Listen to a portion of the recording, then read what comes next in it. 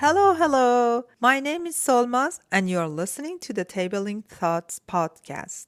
In this podcast, I'm going to talk about my experiences as a relationship coach and a psychotherapist. The little points that I notice in my clients' life that each of them affect the quality of their lives and their relationships enormously. And for some reason, they don't pay that much of attention to those points. And of course, confidentiality is always there. Before we start, if you want to know a little bit about me, as I mentioned, I'm a relationship coach with the fancy name of effective relationship strategist. I also practice as a psychotherapist in Ontario, Canada. I live in Canada. I'm married and I have a son. I also have another podcast called Laam Kalam, which is in Farsi for my Farsi speaking audience. Laam Kalam is a very well received podcast. As of today, it has more than 3.5 million downloads on just Castbox. The purpose of Laam Kalam, same as Tabling Thoughts, has always been to talk about the issues, not necessarily give direct or custom-made solutions. And of course, the same applies here. So if you know anyone who speaks in Farsi and is looking for that kind of content, Laam Ta Kalam is the place to go. You may find the link to my Instagram page and all other information, including Laam Ta Kalam's links, in the description. Today, you're listening to the third episode of Tabling Thoughts, which is being published in February 2024, and I'm going to talk about toxic guilt.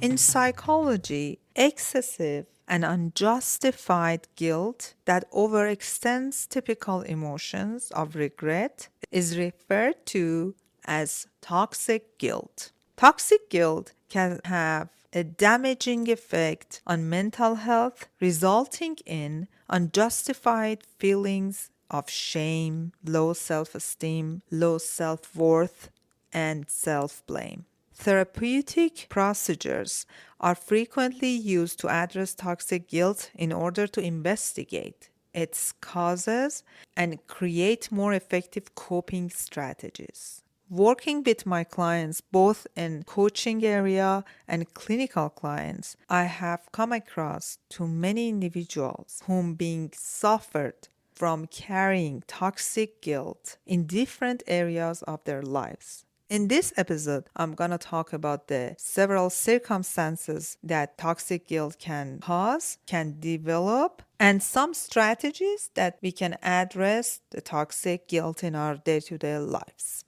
So let's start with several circumstances that toxic guilt can develop.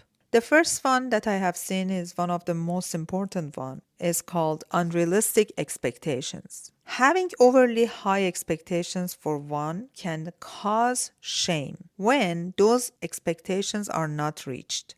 Unrealistic expectations involve setting standards or goals that are way beyond what is reasonably achievable or sustainable. When individuals carry overly high expectations for themselves, it creates a breeding ground for shame when they inevitably fall short of meeting these unrealistic standards. Meaning that when I set some kind of goals for myself that they're way beyond my abilities or resources or knowledge, not being able to reach those kind of high expectations causes an extreme amount of shame for myself. Either other people agree with it or not. I'm the first enemy of myself. People with unrealistic expectations often create rigid framework for success, where anything less than perfection is deemed as a failure.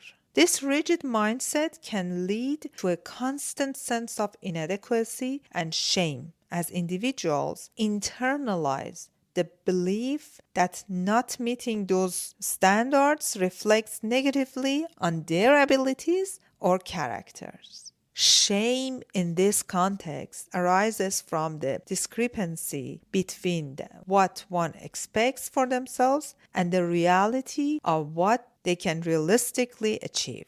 This kind of shame is fueled by self-critical thoughts and the perception that falling short of those unrealistic expectations is a personal shortcoming. Breaking free from the cycle of shame associated with unrealistic expectations involves cultivating self-awareness and a more realistic perspective on personal goals, meaning that when you set the goal for yourself, the first step is to figure it out. How much of it is realistic? How much of it is what you think you should achieve in short period of time? It's essential to reassess, adjust these expectations to align with what is achievable and maintainable. Embracing a growth mindset where challenges are viewed as opportunities for learning rather than as indicators of failure can also be transformative in mitigating the shame linked to unrealistic expectations. Furthermore, fostering self-compassion and understanding that everyone has limitations and moments of imperfection. It's very crucial. By allowing room for mistakes and setbacks, we can build a healthier relationship with ourselves and be more aware of the emotional toll of unattainable expectations. So we talked about the unrealistic expectations as the first circumstance of toxic guilt. What's the second one? Is perfectionism. People who are perfectionists may feel a great deal of guilt if they think there is a mistake. That's the biggest enemy of us. Perfectionism is a personality trait characterized by setting extremely high standards for oneself and striving for flawlessness in all endeavors. Individuals who call themselves perfectionists often experience a profound sense of guilt in the fact of making mistakes or if they have shortcomings. Perfectionists have a rooted fear of making mistakes. If you meet people who are always looking for creating something perfect, you will observe this rooted fear of making mistakes, which lead to a constant state of self-criticism. Even minor errors, mistakes, or imperfection can trigger an overwhelming sense of guilt since perfectionists tend to tie their self-worth closely to the achievements that they think they're achievements actually and the pursuit of perfection. The guilt associated with perfectionism is not just about the mistake itself. It often stems from the irrational belief that being less than perfect reflects negatively on one's character or value as a person. Again, breaking free from shackles of perfectionism involves challenging this kind of unrealistic standards and developing a healthier perspective on mistakes. Embracing the idea that making errors is a natural part of the learning and growth process can help to ease the excessive guilt associated with perfectionism. The third one is codependency. Any kind of perceived failure or disappointment may set as poisonous shame in relationships where one person overly depends on the other's validation. You may observe this kind of codependencies in the relationship between parents and kids, partners, students and teachers, or even kids and parents after kids growing up. The person who is dependent on the other individual may always carry a humongous amount of shame if they don't get the validation from the other person. The fourth one is the past trauma or abuse. Even though it wasn't your fault that you were exposed to past traumas or abuses, yet those who have suffered from this kind of traumas may internalize the guilt. And this guilt is a toxic guilt because the root hasn't been caused by you.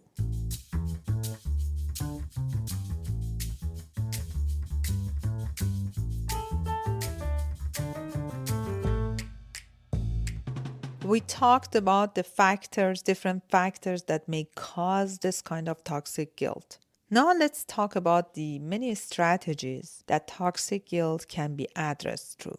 The first step could be self-awareness. If I identify and accept the toxic guilt, I will be able to recognize that it's out of proportion to the circumstances and could result from illogical thinking. Meaning, in many circumstances, toxic guilt doesn't come from the incident that has happened. Rather, it comes from our thoughts and the rumination and the circulation of negative thoughts. So, having said that, the second step could be challenging the negative thoughts. Consider whether your guilt, including ideas, are genuinely justified.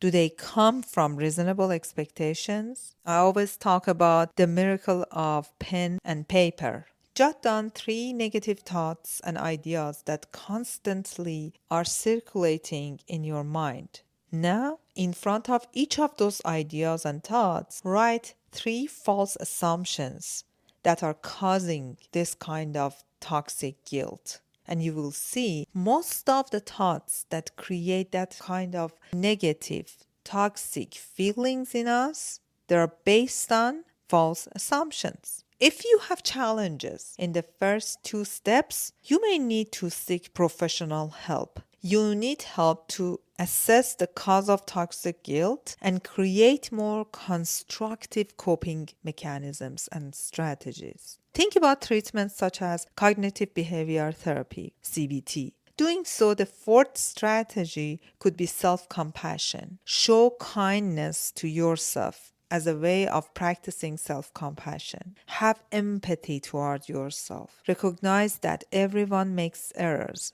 Instead of using this as a justification for a constant self-blame, use it as a chance for improvement. Meaning that each time you feel you did something that is not perfect, that is a mistake, that you may need validation of others for it, first think that this is an area of improvement. And of course, the fifth step is set realistic standards, as we talked earlier. Lower your standards to something more reasonable. Having unrealistic expectations, as we talked, might lead to excruciating guilt.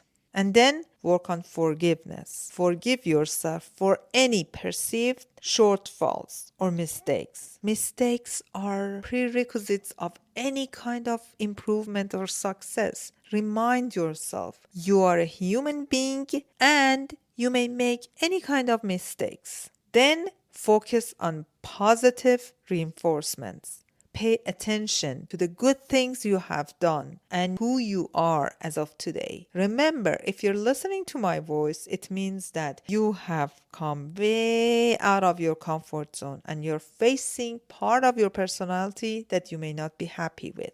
So reward yourself for your efforts and accomplishment instead of focusing only on your shortcomings. Recall that getting over toxic guilt is frequently a slow process and that getting help from loved ones, friends, or mental health specialists can be very helpful along the way.